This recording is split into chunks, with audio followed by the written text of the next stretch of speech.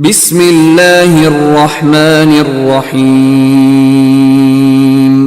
کتاب نمبر 63 کتاب مناقب الانصار، انصار رضی اللہ عنہم کے مناقب۔ باب نمبر 1 باب مناقب الانصار، انصار رضی اللہ تعالی عنہم کے مناقب، یعنی اللہ تعالیٰ نے فرمایا والذین تبوأوا الدار والإيمان من قبلهم يحبون من هاجر إليهم ولا يجدون في صدورهم حاجة مما أوتوا، اور یعنی یہ مال ان لوگوں کے لیے جنہوں نے ان سے پہلے اس گھر یعنی مدینہ میں اور ایمان میں جگہ بنا لی ہے، وہ ان سے محبت کرتے ہیں جو ہجرت کر کے ان کی طرف آئیں، اور وہ اپنے سینے میں اس چیز کی کوئی خواہش نہیں پاتے جو ان یعنی مہاجرین کو دی جائے۔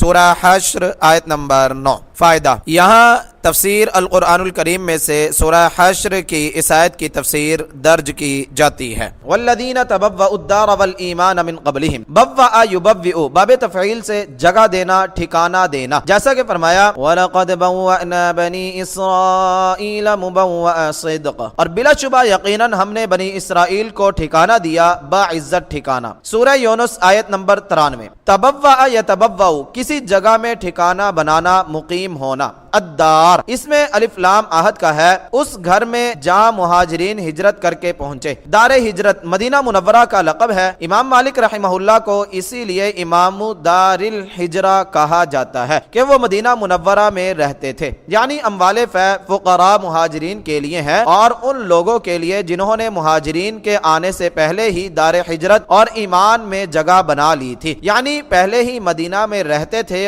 اور ایمان لے آئے تھے۔ ایمان لانے کے لیے یہاں ایمان میں جگہ اور ٹھکانہ بنانے کا لفظ استعمال فرمایا ہے، یہ استعارہ ہے جس میں ایمان کو ایک مضبوط پناہ گاہ اور ٹھکانے کے ساتھ تشبیہ دی ہے جس میں وہ پہلے ہی داخل ہو چکے تھے۔ ان لوگوں سے مراد تمام انصار ہیں، جن میں وہ لوگ بھی شامل ہیں جو اس وقت ایمان لائے جب کوئی مہاجر مدینہ میں نہیں آیا تھا، یعنی بیعت عقبہ اولا والے انصار، اور وہ بھی جو رسول اللہ صلی اللہ علیہ وسلم کی تشریف آوری سے پہلے ایمان لا چکے تھے۔ جب کچھ مہاجرین آ چکے تھے اور کچھ آنے والے تھے، اور مکہ فتح ہونے تک مسلمان ہونے والے تمام انصار بھی، کیونکہ وہ بھی کئی مہاجرین سے پہلے ایمان لے آئے تھے۔ یحبون من ہاجر الیہم، یہ انصار کی دوسری فضیلت ہے کہ وہ ہجرت کر کے اپنے پاس آنے والوں سے محبت رکھتے ہیں۔ حقیقت یہ ہے کہ جس طرح انصار نے ہجرت کر کے آنے والوں کو گلے لگایا، اس کی مثال نہیں ملتی۔ انہوں نے مہاجرین کو اپنی جائیداد، گھر بار، زمینوں اور باغوں میں شریک کر لیا، اور اتنے اصرار کے ساتھ ان میں سے ہر ایک کو اپنے گھروں میں ٹھہرانے کی کوشش کی کہ مہاجرین کو قرعہ ڈال کر ان کے گھروں میں تقسیم کیا گیا، جیسا کہ ام علا انصاریہ رضی اللہ عنہا نے فرمایا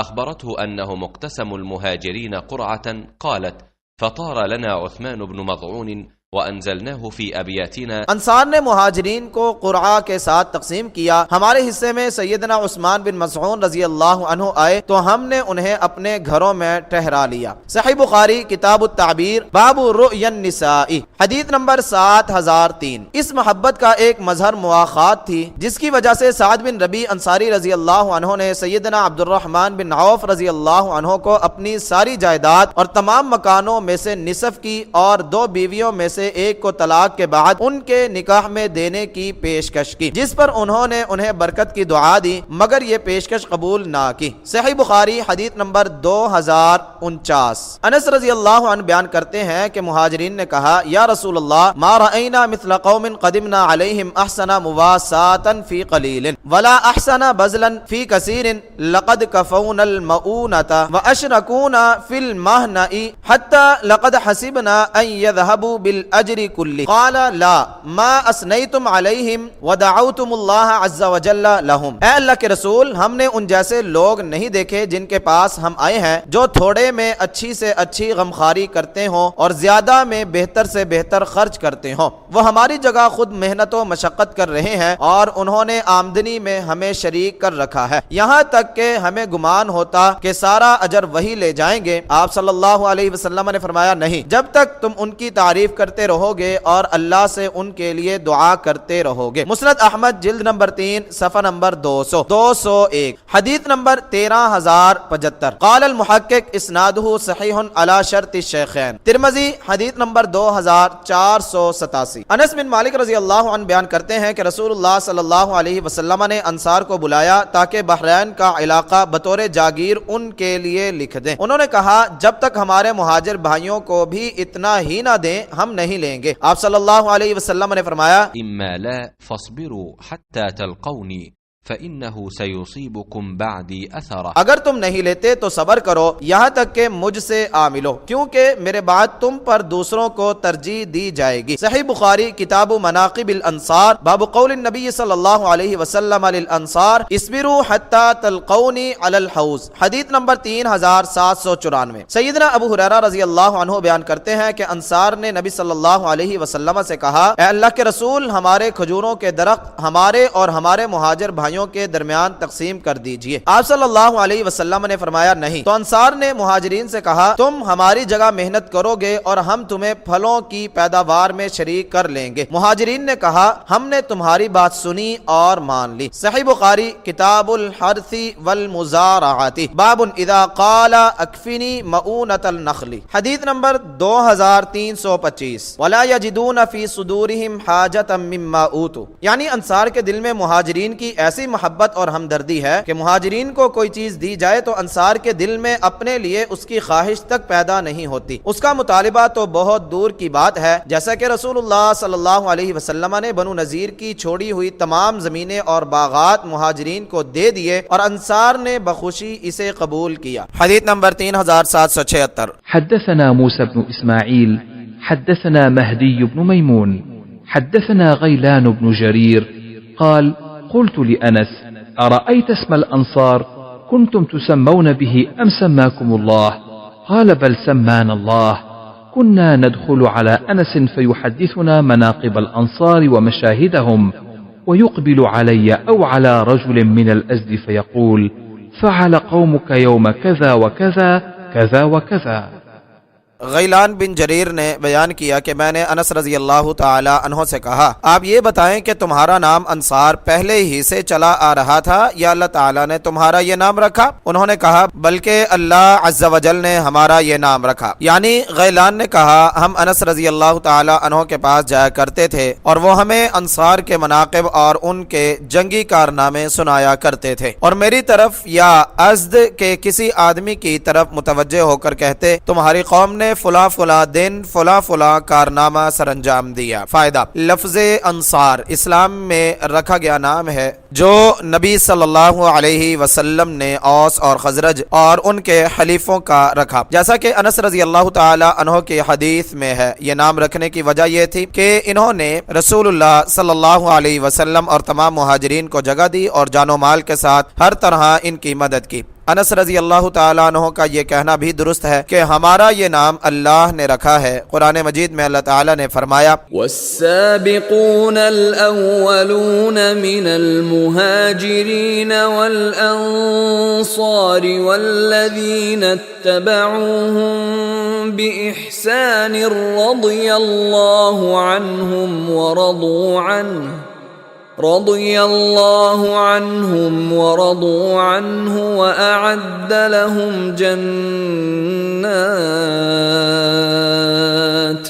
وأعد لهم جنات تجري تحتها الأنهار خالدين فيها أبدا ذلك الفوز العظيم۔ اور مہاجرین اور انصار میں سے سبقت کرنے والے سب سے پہلے لوگ اور وہ لوگ جو نیکی کے ساتھ ان کے پیچھے آئے، اللہ ان سے راضی ہو گیا اور وہ اس سے راضی ہو گئے، اور اس نے ان کے لیے ایسے باغات تیار کیے ہیں جن کے نیچے نہریں بہتی ہیں، ان میں ہمیشہ رہنے والے ہیں، ہمیشہ۔ یہی بہت بڑی کامیابی ہے۔ سورہ توبہ آیت نمبر 100۔ ان میں سے اوس کی نسبت اوس بن حارثہ کی طرف اور خزرج کی نسبت خزرج بن حارثہ کی طرف ہے۔ دونوں کی والدہ کا نام قیلہ ہے، ان کا باپ حارثہ بن عمر بن عامر ہے، جس پر ازد کے سب نسب جمع ہوتے ہیں۔ ازد یمن کا ایک قبیلہ ہے، انصار سب اس کی اولاد ہیں۔ غیلان بن جریر کا قبیلہ بھی ازد کی ایک شاخ ہے۔ انس رضی اللہ تعالیٰ عنہ نے بصرہ میں اقامت اختیار کر لی تھی۔ غیلان اور ان کے ساتھی وہاں ان کے پاس جایا کرتے تھے اور وہ انہیں ان کی قوم یعنی انصار کے کارنامے سنایا کرتے تھے۔ حدیث نمبر 3777۔ حدثني عبيد بن إسماعيل حدثنا أبو أسامة عن هشام عن أبيه عن عائشة رضي الله عنها قالت: كان يوم بعاث يوما قدمه الله لرسوله صلى الله عليه وسلم، فقدم رسول الله صلى الله عليه وسلم وقد افترق ملأهم وقتلت ثرواتهم وجرحوا، فقدمه الله لرسوله صلى الله عليه وسلم في دخولهم في الإسلام۔ عائشہ رضی اللہ عنہا سے روایت ہے، انہوں نے کہا یوم بعاث وہ دن تھا جو اللہ نے اپنے رسول صلی اللہ علیہ وسلم کے لیے پہلے رکھ دیا تھا۔ جب رسول اللہ صلی اللہ علیہ وسلم یعنی مدینہ آئے تو ان کی جماعت بکھر چکی تھی اور ان کے سردار قتل یا زخمی کیے جا چکے تھے۔ غرض اللہ تعالیٰ نے اپنے رسول صلی اللہ علیہ وسلم کی خاطر ان کے اسلام میں داخل ہونے کے لیے یہ دن پہلے رکھ دیا تھا۔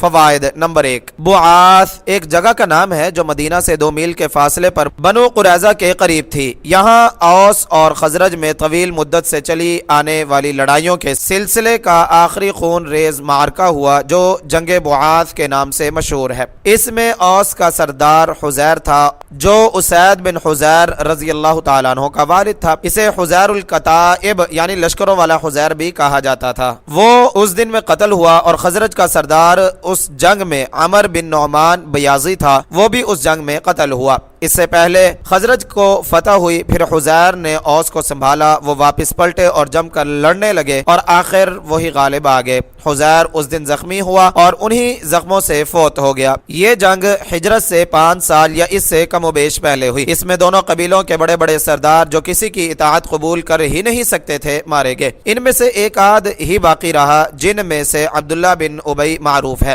یہ اللہ تعالیٰ کی طرف سے ایک غیبی تصرف تھا جس کے ذریعے سے رسول اللہ صلی اللہ علیہ وسلم کی مزاحمت کرنے والوں کا آپ کی آمد سے پہلے ہی بندوبست ہو گیا۔ جب آپ تشریف لائے تو آپ کے لیے میدان خالی اور ماحول سازگار تھا۔ دونوں قبیلے مسلمان ہو گئے اور نبی صلی اللہ علیہ وسلم اور اسلام کی برکت سے دونوں میں صلح ہو گئی اور سب بھائی بھائی بن گئے۔ اللہ تعالیٰ نے قرآن مجید میں انہیں یہ نعمت یاد دلائی ہے، فرمایا وَاذْكُرُوا نِعْمَةَ اللَّهِ عَلَيْكُمْ إِذْ كُنْتُمْ أَعْدَاءً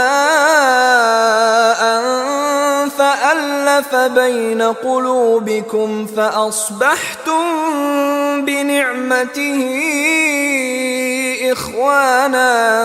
اور اپنے اوپر اللہ کی نعمت یاد کرو، جب تم دشمن تھے تو اس نے تمہارے دلوں کے درمیان الفت ڈال دی تو تم اس کی نعمت سے بھائی بھائی بن گئے۔ سورہ آل عمران آیت نمبر 103۔ نمبر 2، سرواتہم، سرات ان کی جمع ہے جو سریون کی جمع ہے جس کا معنی سردار ہے۔ حدیث نمبر 3778۔ حدثنا أبو الوليد حدثنا شعبة عن أبي التياح قال: سمعت أنس رضي الله عنه يقول: قالت الأنصار يوم فتح مكة وأعطى قريشا: والله إن هذا لهو العجب، إن سيوفنا تقطر من دماء قريش وغنائمنا ترد عليهم.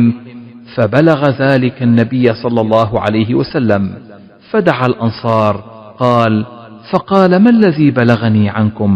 وكانوا لا يكذبون، فقالوا: هو الذي بلغك. قال: أولا ترضون أن يرجع الناس بالغنائم إلى بيوتهم وترجعون برسول الله صلى الله عليه وسلم إلى بيوتكم؟ لو سلكت الأنصار واديا أو شعبا لسلكت وادي الأنصار أو شعبهم۔ انس رضی اللہ تعالیٰ عنہ سے روایت ہے کہ فتح مکہ کے دن انصار کہنے لگے کیونکہ آپ نے قریش کو غنیمت کا مال دیا تھا: اللہ کی قسم یہ تو عجیب بات ہے، ہماری تلواریں قریش کے خونوں سے ٹپک رہی ہیں اور ہماری غنیمتیں واپس انہی کو دی جا رہی ہیں۔ یہ بات نبی صلی اللہ علیہ وسلم تک پہنچی۔ آپ نے انصار کو بلایا اور فرمایا: یہ کیا بات ہے جو مجھے تم سے پہنچی ہے؟ وہ جھوٹ نہیں بولتے تھے۔ انہوں نے کہا: بات وہی ہے جو آپ کو پہنچی ہے۔ آپ نے فرمایا: کیا تم خوش نہیں کہ لوگ غنیمتیں لے کر اپنے گھروں کو جائیں اور تم اللہ کے رسول صلی اللہ علیہ وسلم کو لے کر اپنے گھروں کو جاؤ؟ اگر انصار کسی وادی یا گھاٹی میں چلیں تو میں انصار کی وادی یا ان کی گھاٹی میں چلوں گا۔ فوائد نمبر 1، فتح مکہ کے دن یعنی اس سے مراد فتح مکہ کا دن نہیں بلکہ سال ہے، کیونکہ یہاں جن غنیمتوں کی طرف اشارہ ہے وہ حنین کی غنیمتیں ہیں اور یہ واقعہ فتح مکہ کے 2 ماہ بعد کا ہے۔ نمبر 2، ہماری تلواریں قریش کے خونوں سے ٹپک رہی ہیں۔ یہ قلب کی صورت ہے، یعنی یہ کہنے کی بجائے کہ ہماری تلواروں سے قریش کے خون ٹپک رہے ہیں، یہ کہہ دیا ہے ہماری تلواریں قریش کے خونوں سے ٹپک رہی ہیں۔ ایسا مبالغے کے لیے کیا جاتا ہے کہ خون کو تلواروں کے قطرے قرار دے دیا ہے۔ اس واقعے کی تفصیل غزوہ حنین حدیث نمبر 4331 میں آئے گی انشاءاللہ العزیز۔ فتح الباری۔